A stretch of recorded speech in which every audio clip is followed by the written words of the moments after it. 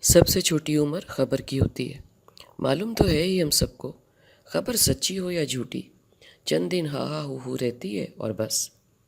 ہر کوئی خود کی زندگی میں مگن ہو جاتا ہے۔ زندگی اسی کا نام ہے۔ خوشی ہو یا غم، کچھ وقت بعد مدغم ہونے لگتے ہیں، زخم بھرنے لگتے ہیں اور زندگی ابھرنے لگتی ہے۔ خوشی کی چکا چوند مدغم ہونے لگتی ہے اور دن رات کا پھیر وہی سے چلنے لگتا ہے جیسے کہ تھا۔ سورج وقت مقرر پر نکلتا ہے اور وقت پر ڈوب جاتا ہے کہیں اور ابھرنے کے لیے۔ کوئی مر جائے تو ٹی وی بار بار دکھاتا ہے، ہم کو بھی رلاتا ہے۔ فضا چند دن سوگوار رہتی ہے، چند پروگرام ملتوی ہو جاتے ہیں۔ سوگوار میوزک چلتا ہے، مگر کب تک؟ پھر اس کی جگہ ایک شاندار میچ کی جیت لے لیتی ہے اور ہم ناچنے لگتے ہیں، بھول جاتے ہیں کل تک کیا غم تھا۔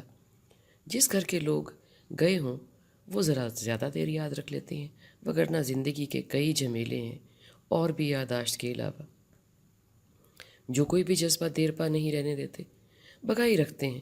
دل میں غم چھپائے سب مصروف ہو جاتے ہیں، ہونا پڑتا ہے جیسے کچھ ہوا ہی نہیں۔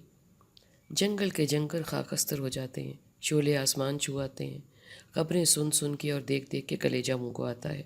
ساتھ ہی کھانے کا وقت ہو جاتا ہے اور پیٹ مانگنے لگتا ہے۔ ہم لوازمات سے بھری پلیٹ لے کے پھر خبروں کے سامنے بیٹھ جاتے ہیں۔ یہ ہے زندہ انسان کی اوقات۔ یہ بے حسی نہیں ہے، یہی چاہا گیا ہے۔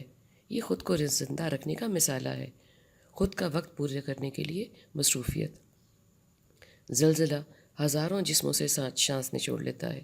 سیلاب بھلے لاکھوں جانیں بہا لے جائے، لاوا ساری زمین کو اندھیر کر دے، کوئی کہاں تک افسوس منائے؟ اگر کوئی خود کا پیارا بھی کہیں مر کھپ جائے تو بھی چند دن کے بعد زندگی پہ، معمول پہ آنا ہی پڑتا ہے۔ رب تعالیٰ کا یہی نظام ہے۔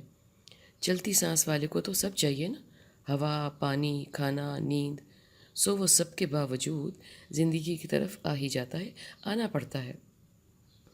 اس تمہید کا مطلب یہ ہے کہ جب ہر خبر نے آخر مر ہی جانا ہے، سچی ہو یا جھوٹی، تو اگر آپ کا دل تصدیق کرتا ہے کہ آپ حق پر ہو، تو لوگوں کے فتووں کی اور خبروں کی فکر کیے بنا آپ مثبت قدم اٹھا کیوں نہیں لیتے؟